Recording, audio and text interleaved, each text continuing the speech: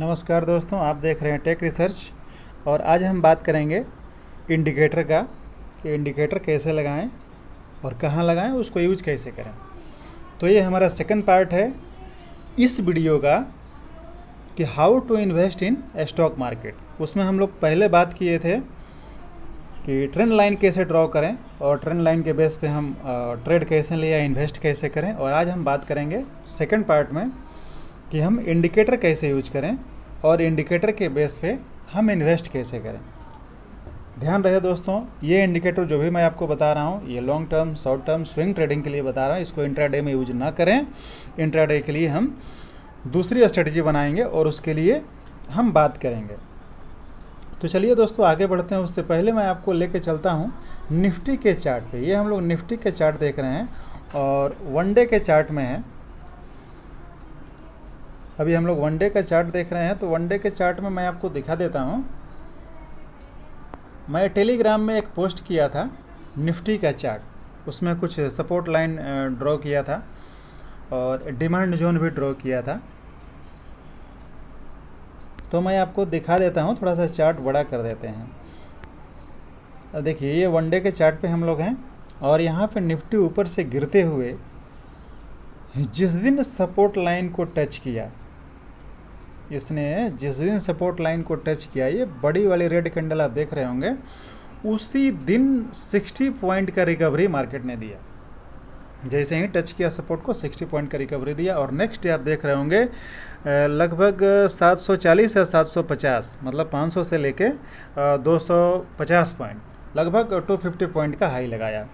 तो दोस्तों ये जो भी ट्रेंड लाइन है, सपोर्ट लाइन है या रेजिस्टेंस लाइन है, उसका यही बेनिफिट हमको मिलता है कि कुछ दिन पहले हम प्रेडिक्शन उसका 1 दिन 2 दिन या हम उस गिरावट से पहले प्रिडिक्ट करके और फिर मार्केट में हम इन्वेस्ट करते हैं या ट्रेड लेते हैं। तो चलिए दोस्तों, निफ्टी की बात होगी, हम चलते हैं स्टॉक पे और आपको बताते हैं कि इंडिकेटर कैसे लगाएंगे। तो देखिए दोस्तों, हम आ गए हैं स्टॉक के चार्ट पे। ये स्टॉक है मैकडॉल का और हम देख रहे हैं वनडे का चार्ट। अब इसमें इंडिकेटर लगाने के लिए हमको क्या करना है, आपके ऊपर टॉप में यहाँ पे किसी में FX होता है और हमारे में F है, तो उस पर हम क्लिक करते हैं और यहाँ पे जब हम क्लिक करेंगे तो हमारे इंडिकेटर के बहुत सारे ऑप्शन आएंगे। जो भी इंडिकेटर आपको लगाना है आप उसको चूज कर सकते हैं। तो चलिए हम इंडिकेटर लगाते हैं इसमें। सबसे पहले हम लगाएंगे मूविंग एवरेज, BING। और सबसे पहले नहीं, हम मूविंग एवरेज ही लगाएंगे और एक ही इंडिकेटर पे काम करेंगे। हमको ज़्यादा इंडिकेटर लगाने की ज़रूरत नहीं है। अपनी स्ट्रेटजी को हम जितना कॉम्प्लिकेटेड बनाएंगे उतना ही कॉम्प्लिकेटेड होगा। हमको इजी स्ट्रेटजी चूज करना है। इसके सेटिंग में जाएंगे और सेटिंग में जाके इसको 99 डेज कर देंगे, 99 डेज। अब इसको हम ओके कर देंगे। अब देखते हैं कि 99 डेज का मूविंग एवरेज जब हम लगा रहे हैं तो ये चार्ट पे कैसा दिखता है। अब देखिए 99 डेज के मूविंग एवरेज के बाद आप यहाँ देख रहे हैं। अब सवाल ये उठता है कि हम बाई कहाँ करें, पोजीशन कहाँ बनाएं। तो अब देखिए मार्केट यहाँ से डाउन आया और 99 डेज के मूविंग एवरेज को टच किया, यहाँ से क्रॉस ओवर किया, तो यहाँ पे अपना पोजीशन हम बना सकते हैं और मूविंग एवरेज के नीचे कुछ 10, 20 या 50 पॉइंट का हम एसएल डाल के अपना पोजीशन बना सकते हैं। और आपको 10%, 15%, 20% या 50%, जो भी आपकी इच्छाएं हैं, आप उसकी इच्छा के अनुसार अपना प्रॉफिट बुक कर सकते हैं। और एक अच्छा खासा मूवमेंट ये वनडे के चार्ट में हम लोग देख रहे हैं, तो अच्छा मूवमेंट हम कहेंगे इसको, कोई ख़राब मूवमेंट नहीं है। दूसरी चीज़ आपको एक पैटर्न भी दिखाता हूँ। हम थोड़ा सा बड़े टाइम फ्रेम पे चलते हैं। बड़े टाइम फ्रेम पे चलते हैं तो वहाँ कौन सा पैटर्न हमको दिखता है आपको मैं दिखाता हूँ। तो ये आ गए हम लोग वीकली चार्ट पे। आप देख रहे होंगे आपके सामने ये वीकली चार्ट है और वीकली चार्ट में एक पैटर्न भी इसमें दिख रहा है। पैटर्न कौन सा है, तो ये डबल बॉटम पैटर्न है। Double bottom pattern. अभी इसका जो प्रॉफिट बुकिंग या जो लेवल होता है, अभी इसने उस लेवल को क्रॉस नहीं किया है, अभी इसको और ऊपर जाना है, मैकडॉल को और ऊपर जाना है। और इस डबल बॉटम का कंफर्मेशन यहाँ के बाद, ये जो मैं लाइन ड्रॉ कर रहा हूँ यहाँ के बाद होता है। हम यहाँ से पोजीशन बना सकते हैं कि डबल बॉटम है, लेकिन फिर भी जो रिस्की ट्रेडर हैं वो यहाँ पे वो बॉटम पे भी बाई कर सकते हैं। एक छोटा सा एसेट डालेंगे हम यहाँ कहीं का और यहाँ से हम बाई कर सकते हैं। दूसरी चीज़, एक सपोर्ट हमको यहाँ और मिल रहा है। क्या सपोर्ट मिल रहा है कि डबल बॉटम का कंफर्मेशन कैसे हुआ, उसका कंफर्मेशन यहाँ नीचे ही हो गया, क्योंकि मैंने एक सपोर्ट लाइन ड्रॉ किया है। आप देख रहे होंगे मैंने यहाँ सपोर्ट लाइन ड्रॉ किया है, ये हमारा सपोर्ट लाइन है और यहाँ पे 2 बार सपोर्ट लिया मार्केट ने, मतलब ये एक स्ट्रॉन्ग डिमांड जोन है। तो यहाँ पे मार्केट आया और जब दोबारा यहाँ पे आया तो यहाँ से इसको बाउंस बैक होना है, इस मार्केट को ऊपर जाना ही है, क्योंकि ये स्ट्रॉन्ग डिमांड जोन है। तो एक छोटा ऐसा एसेट डाल के हम यहाँ पे अपना पोजीशन बना सकते हैं। बाकी जो सेफ इन्वेस्टर हैं वो ये पोजीशन यहाँ के बाद बनाएं, जो मैंने लाइन ड्रॉ किया है यहाँ के बाद आप पोजीशन बना सकते हैं। तो कोई बात नहीं, ये तो हो गया एक मूविंग एवरेज 99 डेज का। अब हम चलिए दूसरे एक मूविंग एवरेज का यूज कर लेते हैं जो बहुत ही चर्चित है, जिसको सब लोग जानते हैं। उस मूविंग एवरेज का यूज बहुत आदमी करते हैं, जिसको हम बोलते हैं 200 डेज का मूविंग एवरेज। तो हम इसी को एक बार एडिट कर लेते हैं। अब यहाँ पे हम कर देंगे 200 डेज।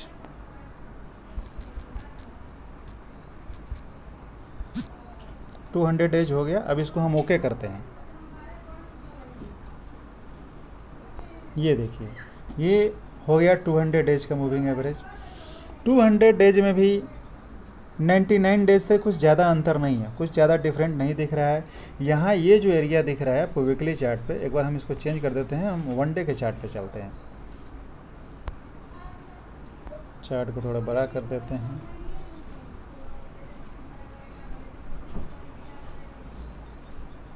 वन डे के चार्ट पे जब हम आ गए तो 1 डे के चार्ट पे आपको क्या दिख रहा है कि यहाँ पे जब मार्केट क्रॉस किया इसको, तो यहाँ से हम एक अपना बाइंग का पोजीशन बना सकते थे। अब देखिए आप क्या बोलेंगे कि यहाँ पे बाइंग का पोजीशन हम बनाए लेकिन हमको ज़्यादा प्रॉफिट नहीं हुआ, बस इतना थोड़ा सा हुआ, ज़्यादा प्रॉफिट नहीं हुआ। तो उसके लिए मैं आपको एक बता देता हूँ, एक सपोर्ट उसके लिए हम क्या ले सकते हैं। उसका सपोर्ट हम ले सकते हैं ट्रेंड लाइन का।